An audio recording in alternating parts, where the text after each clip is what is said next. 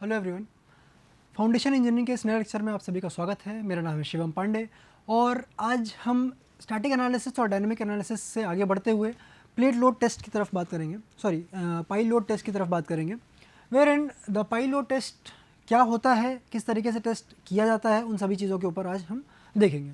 सबसे पहले हम देखते हैं पाइल लोड टेस्ट होता क्या है। इट्स अ डिस्ट्रक्टिव टेस्ट, जैसा नाम से आपको समझ में आ रहा होगा। It's a pile load test, है ना। That is you are applying the load on the pile and the point at which the pile fails or the load at which the pile fails, that load you have to take into consideration. So that is a pile load test.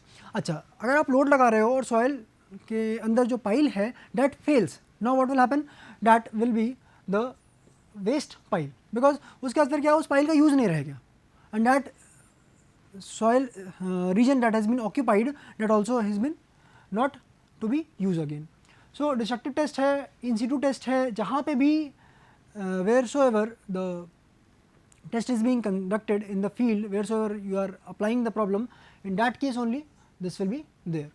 Second is it is more suited for the dense sand, क्योंकि loose sand में liquefaction की दिक्कत आ जाती है और clays में remoulding and pore water pressure में setup because of the application of the load. तो इसीलिए ये पाइल लोड टेस्ट इन दोनों चीज़ों में नहीं किया जा सकता है, that is the loose sand and the clays. It is quite an accurate test for the piles because it gives a fairly good value, not very much conservative value but a fairly good value. अगर हम बात करते हैं procedure की, तो procedure में समझिएगा what we do, it is a pile load test, यानी कि आपने पाइल के ऊपर लोड लगाया और आपने फिर क्या देखा, सेटलमेंट देखा, कितना सेटलमेंट वो अंडरगो कर रही है, कब तक, जब तक उसका फेलियर ना कर जाए। तो यहाँ पे आप पॉइंट वाइज देखते हैं। Let us see here the very first point here, load is applied on the pile through a jacking mechanism and the settlement of the pile is recorded. जैसा कि आप प्लेट लोड टेस्ट अगर आपको याद हो, जब हमने शैलो फाउंडेशन की बात करी थी, तो प्लेट लोड टेस्ट में भी कुछ ऐसा ही था, जहाँ पे हम लोग लोड लगा रहे थे through the jacking mechanism and we are obtaining the settlement of the pile of the plate. Okay, so यहाँ पे भी we are loading the pile and then settlement of the pile is being recorded. Now you are in the second phase, you are what, load settlement curve is being plotted. Now what is this load settlement curve? It is nothing but like this, जहाँ पे आपने कुछ load लगाया, जहाँ पे 1 2 3 4 different units, 1 2 3 4, and you are denoting what, settlement. You are seeing कितना settlement हो रहा है. Okay, so this is the load that is being applied and this is the settlement. तो जो भी इसका कर्व होगा, जैसे जैसे आपने लोड बढ़ाया और एक पॉइंट ऐसा आएगा जहाँ पे फेलियर कर गया, so that point will be the point wherein this is the point wherein the settlement has occurred. क्योंकि इसके बाद जो सेटलमेंट हुआ, that is what, no application of load, यहाँ पे कोई लोड आपको अप्लाई करने की ज़रूरत नहीं पड़ी. तो दिस इज द लोड. अच्छा, अगर हम बात करते हैं यहाँ पे, तो this 3 here is nothing but the Q UP या फिर अल्टीमेट लोड जिसके बाद फेलियर अकर कर गया. Now see the third point here, shear failure on the curve is represented by sudden settlement of the pile at a faster rate without the increase in load. जो मैंने अभी आपको बताया कि लोड यहाँ पे नहीं बढ़ा, 3 के बाद अगर आप लोड बढ़ाएंगे भी तो कोई फर्क नहीं पड़ रहा, सेटलमेंट यहाँ पे 3 वाले पे ही क्या हो रहा है, अचानक से बढ़ना स्टार्ट कर गया. And that is the point where you can actually fix कि हाँ, अब तो हमारा पाइल फेल कर चुका है. So the settlement occurs at a very faster rate. Okay. Next is, in case of the loose sand and the soft clays, sudden failure is not recorded. Therefore, curve may be plotted in the log-log scale. यानी कि देखो, 2 तरीके के curve obtain होंगे, एक तो dense वाले के लिए रहेगा and one is for the stiff one. अगर हम बात करते हैं क्यू की और यहाँ हम बात करते हैं सेटलमेंट की. सो व्हाट हैपन्स, अगर डेंस सैंड है और स्टिफ क्ले है, तो उस केस में कुछ इस तरीके का कर्व ऑब्टेन होता है. Okay, and this is the Q1, या फिर मैं कह दूँ इसको Q1 को मैं अगर बोलूँ कि QUP है, तो it is not something different. ठीक, ये क्या है, फेलियर है किसके लिए, ये है आपका डेंस सैंड के लिए और स्टिफ क्ले के लिए. Okay, but if you talk about the different type of soil, और मैं कहता हूँ कि this point like this, if the failure occurs like this, okay, जहाँ पे क्लियर कट पॉइंट आपको नहीं मिल पा रहा है. So this is the curve which is being obtained in the case of the soft clay, okay, or the loose sand. तो इसमें कोई आपको क्लियर कट पॉइंट अगर नहीं मिल रहा है फेलियर का, है ना, ये जो Q2 पॉइंट है आपको क्लियर कट नहीं मिल रहा है, तो इस केस में क्या करना होता है, हमें लॉग स्केल प्लॉट करना होता है. तो log of q is given here and log of s is given here. तो इस तरीके से कुछ आपको यहाँ पे एक फेलियर पॉइंट मिलेगा and this point here is the QUP for this soft clay or the loose sand. तो ये इसका एक प्रोसीजर के बारे में हमने बात करी, किस तरीके से चीज़ें होती हैं. From the graph we can say that ultimate load on the pile can be found out that we have already discussed there, कि कितना मैक्सिमम लोड वो देख सकता है. अलाउएबल लोड की अगर हम बात करते हैं तो आपको उसमें फैक्टर ऑफ सेफ्टी लगाना पड़ेगा and that factor of safety is generally between 2 and 3. अगर हम बात करते हैं कि आईएस कोड ने क्या क्या रिकमेंडेशन दिया है as per the settlement criteria, तो यहाँ पे समझने की कोशिश करिएगा कि these are the different guidelines which have been given to you. तो आप गाइडलाइंस में से जो भी आपके पास डेटा अवेलेबल है उस हिसाब से आप इन सभी गाइडलाइंस में से कोई भी एक गाइडलाइन चूज कर सकते हैं. So as per the settlement criteria IS code recommended using the pile load test data. What are the different guidelines? First point is this, second one is this one, and the third is this here. पहला point समझिएगा, Q allowable, okay, this QAP on the pile may be taken as 50% of the ultimate load at which the total settlement of the pile is 1/10 of the diameter. Let's say अगर diameter of the pile is let's say 100 mm, okay, so total settlement अगर आपने देखा, okay, total settlement आपने देखा कि it is what 10 mm है ना. 1/10 है किसका, डायमीटर का, this is the diameter. Okay, so 50% of the ultimate load जिस पे ये 10 mm का सेटलमेंट आपने ऑब्जर्व किया, that load will be this QAP. Okay, that is the first point. Second point समझिएगा, QAP ऑन द पाइल में be taken as 2/3 that is 66% of the ultimate load, जो कि आपने यूपी निकाला है किससे, इस पाइल लोड टेस्ट से, at which the total settlement of the pile is 12 mm. तो यहाँ पे फिक्स्ड एक सेटलमेंट दे रखा है कि 12 mm का सेटलमेंट हुआ तो allowable load on the pile will be taken as 60% of the ultimate load that you obtained from the previous test, जो कि आपने लोड सेटलमेंट कर्व से प्लॉट कर रखा है. तीसरा पॉइंट समझिएगा, this QAP on the pile में be taken as 2/3 of the ultimate load at which the net plastic settlement, alright, net plastic settlement is 6 mm. So you have to take into these considerations. जैसा भी आपको data दिया रहता है उस हिसाब से you will be applying the guideline. अगर हम बात करते हैं पेनिट्रेशन टेस्ट की, ओके, सो पेनिट्रेशन टेस्ट में इट डिपेंड्स कि कौन सा टेस्ट है, पहला चीज़, एंड दूसरा कि what is the different type of pile that is being used there. सबसे पहले हम बात करते हैं पेनिट्रेशन टेस्ट में SPT की. हमने इससे पहले 3 चीज़ों की बात कर रखी है. 4 तरीके के एनालिसिस है. सबसे पहला स्टैटिक एनालिसिस, दूसरा है आपका डायनेमिक एनालिसिस, तीसरा आपका पाइल लोड टेस्ट, और जो चौथा है that is the penetration test. अगर मैं पेनिट्रेशन टेस्ट की बात कर रहा हूँ तो इसमें 2 टेस्ट की बात करूँगा, पहला है SPT और दूसरा है CPT. ओके, सबसे पहले हम बात करते हैं SPT की. तो SPT में क्या होता है, let n be the corrected value for the soil below the base of the pile and n dash, या फिर मैं कई बार इसको n बार भी बोल दूंगा तो आप समझिएगा इस चीज़ को कि सेम चीज़ की बात हो रही है. दिस n डैश और n bar is the average corrected SPT number over the depth of the pile. ये दोनों क्या है थोड़ा समझिएगा, क्या कि if I talk about the pile, okay, so the pile is like this, जो कि this is the embedded length, है ना, और understand here that this pile length is very much huge, very much large. अच्छा, so one thing is there, this end bearing is there, and another thing is this skin friction. Okay, so end bearing वाले level पे there is some value that is n. अगर आप पूरे length को consider कर रहे हैं, okay, and यहाँ पे जो आपने वैल्यू निकाली है that is n बार या फिर n dash. Okay, so the over the entire length अगर आप बात कर रहे हैं, so the SPT number that you have obtained is n bar, and if you are simply obtaining at the base of the pile, at that case the SPT number is n. सो ये corrected values हैं, आपको कुछ field में obtain हुई होंगी, आपने दोनों को ही करेक्ट किया and then you are applying that value. अगर हम डिफरेंट टाइप ऑफ पाइल की बात करते हैं तो सबसे पहले अगर हम देखते हैं ultimate load capacity of the driven piles और the displacement piles. Driven piles या डिस्प्लेसमेंट पाइल्स क्या होती हैं कि if you are this is the ground level and what you are applying the force on the pile and the pile what displaces the soil in the sideward direction. ये soil क्या होगी, displace हो जा रही है because you are driving the soil by applying the force on the pile. Okay, so that is there.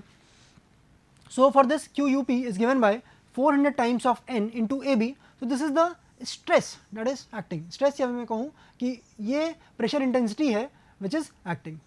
Okay, this is the pressure intensity at the base of the pile. ठीक, that is 400 into N, that is the SPT number, into A B, that is the area of end bearing, जो कि cross section हो सकता है। Cross section कैसा हो सकता है? सर्कुलर हो सकता है और स्क्वायर हो सकता है। तो this will be the A B and then 2 times N dash, because this is talking about the what? Skin friction. Skin friction की बात हो रही होगी तो एन की वैल्यू आप बेस पे नहीं लेंगे, आप पूरे लेंथ के अलॉन्ग जो भी एन डैश की वैल्यू आ रही है, एसपीटी नंबर की वैल्यू आ रही है, that you will be taking. और जो एस की बात अगर हम करते हैं, this is the skin friction area, है ना, पूरा का पूरा लेंथ के अलॉन्ग जितना भी एरिया वो कवर कर रहा है, that will be the this S value. Second is for the this thing ultimate load capacity of the non displacement piles. Non displacement pile या फिर बोल्ड पाइल्स की अगर आप बात करें तो this is the non displacement pile. So here it is taken as 50% of the QUP for the displacement piles. यानी आपका जो भी वैल्यू यहाँ से आया है, ओके, लेट्स से अगर आपका QUP is coming out to be 100 kilo newton, हाँ, या फिर 200 किलो न्यूटन, तो 200 किलो न्यूटन के लिए अगर आपका वही केस है नॉन डिस्प्लेसमेंट पाइल का, so that value will be here 50 और 100 kilo newton as per the case, है ना। 100 किलो न्यूटन अगर आपका it is this, now this will be 50 kilo newton. यदि ये 200 किलो न्यूटन है, this will be what? 100 kilo newton. Ultimate load capacity of the bored piles is what? It is taken as 33% of what? QUP for the displacement piles, 33% और 1/3 of the QUP for the displacement piles। तो पहले वाले का जो भी आपका result आता है उसी के हिसाब से आप non displacement piles and for the bored piles you can easily get the value. तो ये हमने बात करी SPT की। अगर हम यही टेस्ट परफॉर्म करते हैं CPT, then what will happen? CPT test में 2 डेटा मिलते हैं। वही चीज़ है यहाँ पे भी, क्या कि बेस पे एक रेजिस्टेंस मिलेगा when you are performing the CPT test, then base पे एक रेजिस्टेंस मिलेगा and another resistance will be obtained on the sides, okay, जो आपका लेंथ ऑफ द पाइल है उस पे। सो अगर हम बात करते हैं QC की या QC डैश की, तो QC is the static cone resistance that is obtained in the test at the base of the pile. QC dash और मैं QC बार भी यूज़ कर सकते हैं कई बार। QC bar is the average static cone resistance over the depth of the pile. So ये is related to the end bearing और this QC dash और the bar is related to the skin friction। अगर हम यहाँ पे 3 type के piles की बात करें तो पहले वाले को देखिएगा यहाँ पे, this ultimate load capacity of the driven piles or the displacement piles is given by QC into AB, जहाँ पे QC is the end bearing के लिए जो भी static cone penetration resistance आया है, that is this QC। QC bar by 2 या फिर QC dash by 2। QC dash यहाँ पे क्या है? Average static cone resistance over the depth of the pile. So that is being used, और जो एरिया ऑफ स्किन फ्रिक्शन है that used to be used. If I talk about the ultimate load capacity for the non displacement piles, it is given by 50% of the QUP for the displacement piles. वही same analysis ही है एक तरीके से, अगर इनकी बात करें और इन सब की बात करें। Okay, for this bored piles, this QUP may be taken as 1/3 of what? QUP for the displacement piles. So you get this value, you can easily find out this and this, है ना। अलग अलग piles के लिए you can easily find out the different values. So with that we ended that analysis, जिसमें हमने 4 चीज़ों की बात करी थी: static analysis, dynamic analysis, pile load test and the penetration test. इन सभी डेटा का यूज़ करके आप बेयरिंग कैपेसिटी के बारे में बात कर सकते हैं कि कितनी सॉइल की बेयरिंग कैपेसिटी है। अगर मैं अब 2 टॉपिक यहाँ पे एक्सटेंड करूँगा, first is this under reamed piles and then the negative skin friction. Under reamed piles भी एक प्रकार की पाइल्स हैं जिसमें कुछ डिफरेंट रहता है। Let's see what is the difference here. जो नॉर्मल पाइल्स हैं उनको आपने इसी तरीके से कुछ देखा होगा, जहाँ पे इनका cross sectional area is uniform through out the length, है ना। यहाँ पे देखिए, जो क्रॉस सेक्शनल एरिया यहाँ पे है वही यहाँ पे भी है, और वही क्रॉस सेक्शनल एरिया यहाँ पे भी है। सो this is the cross sectional area for the entire length. अच्छा, यदि मैं बात करूँ तो it can be single bulb under in pile also and it can be multi bulb under in pile also. Bulb क्या है उसके बारे में आप बात करते हैं। सो see here what is happening. First of all, अगर you are constructing this pile और साथ में क्या किया आपने, यहाँ पे बल्ब दे दिया। नाउ व्हाट विल हैपन, ये जितना भी सॉइल का पोर्शन है, ऑलराइट, जितना भी सॉइल का पोर्शन है, this is what acting upon this face, है ना। पूरा का पूरा इसको बाइंड करके रखने की कोशिश करता है। अगर बाइंड करने की कोशिश कर रहा है और आपने यहाँ पे एक लार्जर डायमीटर का एक बल्ब बना दिया, then what will happen, it will be trying to bind up more, क्योंकि वो एक तरीके से क्या है, इसमें और ज़्यादा एम्बेड कर जा रहा है, सॉइल में और ज़्यादा एम्बेड कर रहा है यहाँ पे. So that is also occurring. तो this bulb sort of is created, जो कि टेक्निकली एक अनियन बल्ब की तरह आप समझ सकते हैं इसको. Okay, so that is the diameter of bulb, that is this BU. तो अगर आप शाफ्ट की बात करते हैं, जो एक्चुअल पाइल है ना, उसका अगर आप डायमीटर की बात करें दैट इज़ B, और बल्ब की अगर आप बात करते हैं तो it is an enlarge diameter. Okay, enlarge diameter, enlarge कितना है, इसको हमने डायमीटर दिया BU, which is equal to 2 to 3 times of what, B. Okay, it is 2 to 3 times of B. यदि आपका B अगर 100 mm का है तो this BU will be equal to what, 200 mm to 300 mm. So that is there.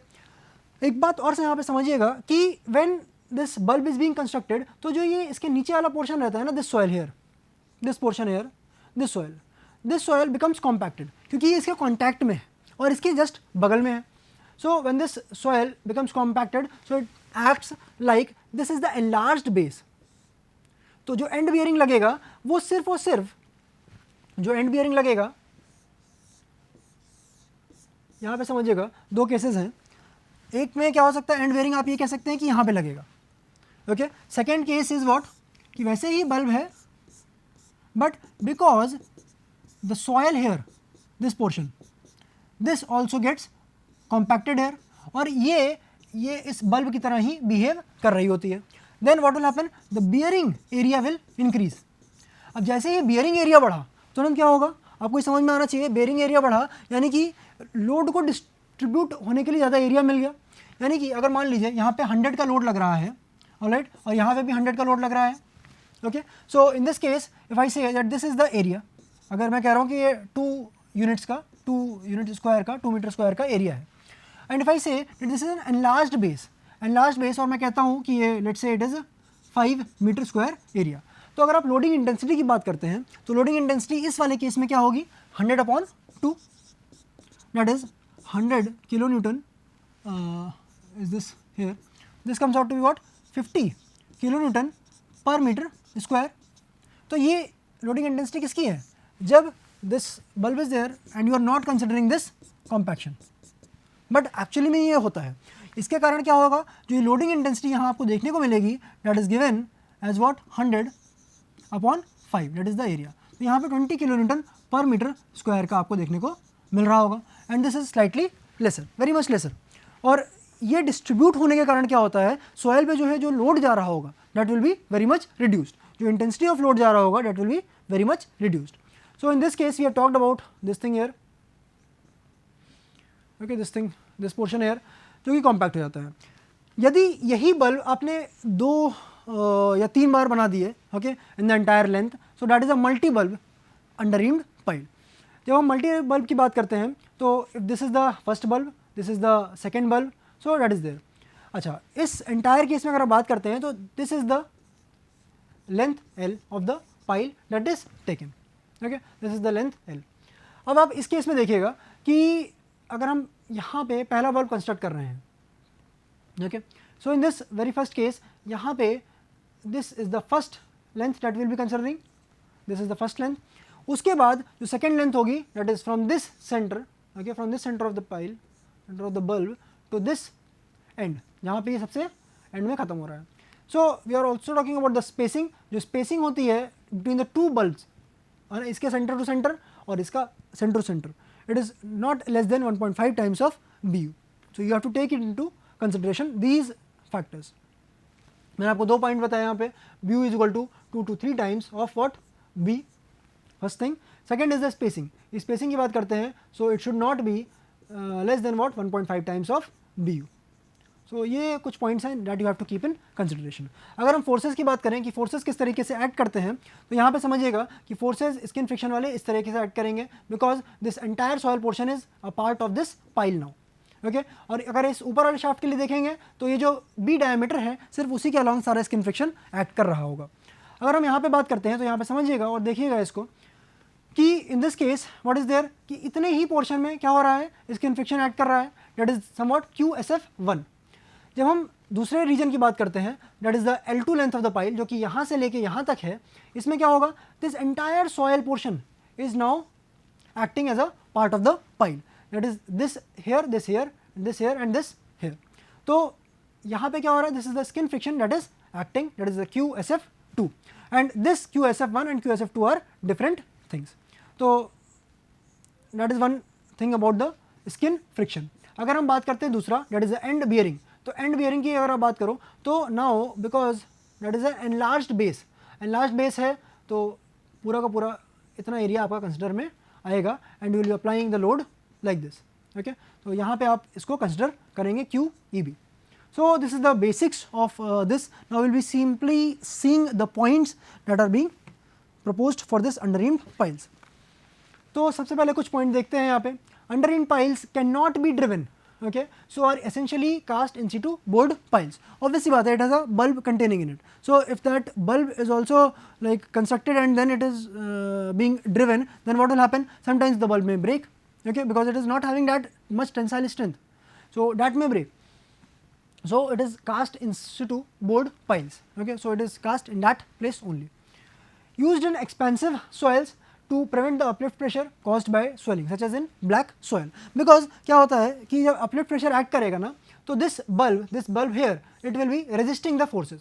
ऊपर की तरफ forces लग तो रहे हैं but this bulb which is what having an embedment effect, because ये bulb यहाँ पे embedded होगा and that bulb is what will be reducing the tendency to uplift. So these are the 2 points. Now let us see one more. Due to increase in the bulb area, the base resistance increases. जो मैंने आपको बताया कि if this is the bulb, तो ये जो soil है ये this becomes a part of the compaction, है ना, this becomes a part of the bulb. So इस केस में समझिएगा कि this is the entire area जहाँ पे end bearing act कर रहा है. Okay, the compacted soil below the bulb acts as a part of the pile. Bulb diameter should be 2 to 3 times the shaft diameter. Okay, that I have already told you कि ये 2 से 3 गुना होगी. In multi bulb underreamed piles, surface resistance also increases. Okay, also increases and the minimum spacing जो हमने बात करी थी, it should be 1.5 times of bulb diameter. उससे कम नहीं होना चाहिए. Single underreamed piles की अगर हम बात करें तो अगर आपने यहाँ पे लोड लगाया, okay, so it will be resisted by 2 things. पहला क्या? End bearing, दूसरा क्या? Skin friction. So this Q should be balanced by this end bearing and the skin friction. अच्छा, end bearing की अगर आप बात करते हैं तो end bearing में the entire base with the soil which is being here, तो base वहाँ पे बढ़ जाएगा.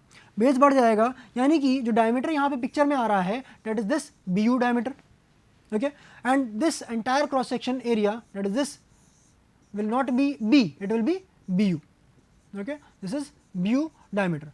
ये end bearing में पिक्चर में आएगा, ठीक है, end bearing में. So this is the entire here, not the B, है ना, ये shaft का diameter यहाँ पे पिक्चर में नहीं आएगा.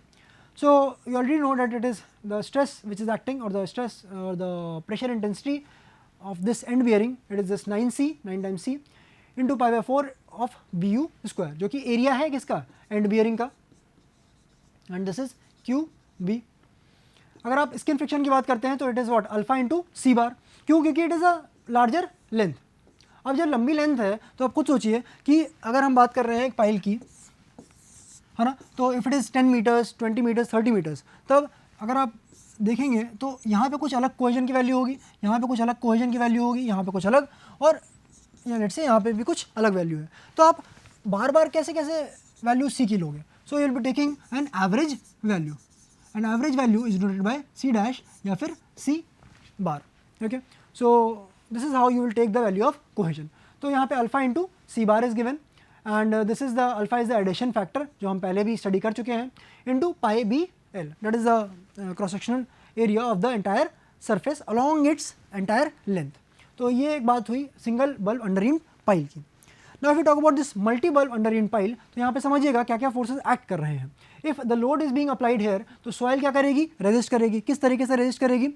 Soil will be resisting from this QSF1, QSF2 and this QEB. तो सबसे पहले बात करते हैं QEB.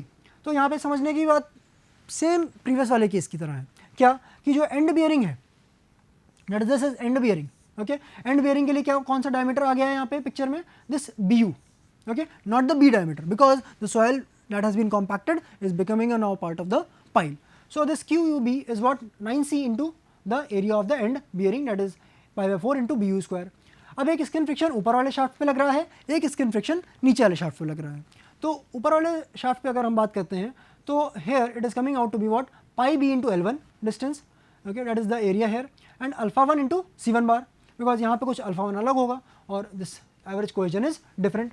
अगर हम बात करते हैं skin friction of the second one, तो यहाँ पे एक डिफरेंस क्या होगा कि द एंटायर दिस जोन, जो L2 आपको यहाँ पे डिस्टेंस दिख रही है, इस जोन में, पूरे जोन में what is the different factor, this is this BU, जो डायमीटर है वो पूरा का पूरा यहाँ पे पिक्चर में आएगा, because the soil which is there that is also becoming a part of the pile now.